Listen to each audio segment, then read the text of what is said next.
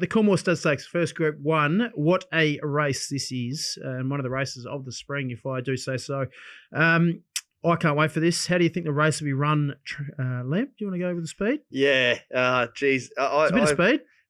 Every time I've looked at this race, I've come up with a different opinion. So in the end, I'm actually going to stay out. But I think Raging Force likes to lob around in front.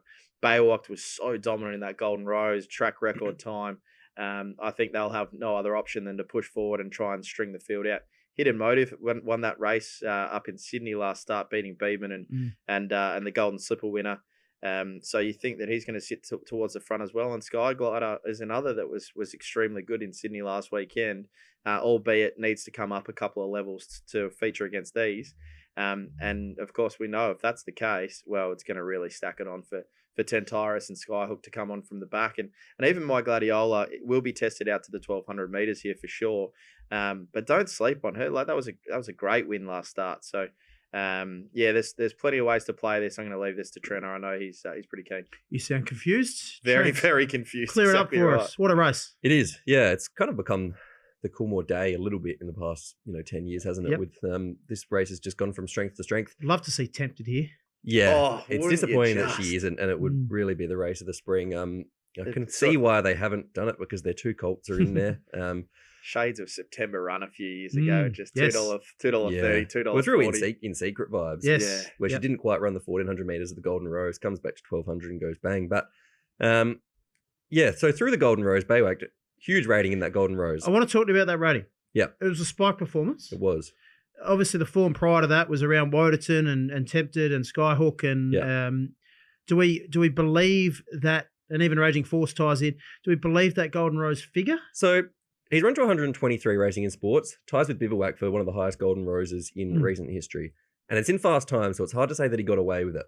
But the vibe for me is not there that he's going to go on with that, because we saw horses a long way back in the field, like Autumn Boy's been beaten 8 lengths or whatever, was back and wide, clearly unsuited on the day, and's come out and won a Caulfield Guinea. So you can say that. Is that Frank the form? Well, you can say that Frank's the form, but you can also say that, okay, he was clearly a much better horse than that 8-length margin. So maybe Baywak just got away with it one a little bit there. So I think you can look at that either way.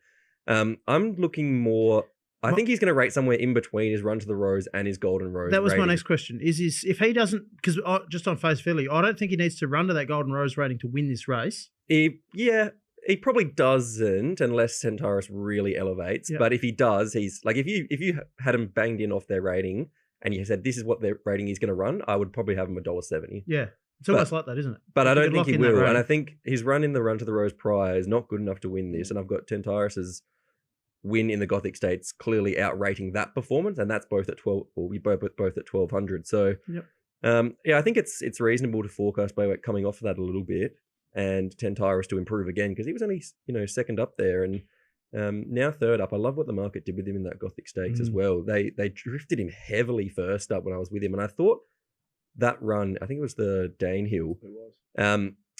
The ones out wider there were really favoured. So Magor and My Gladiola were the two widest runners, and they found the fast lane. It happened as well with War Machine, found the fast lane. Those ones down the straight, down the outside were really suited on the day.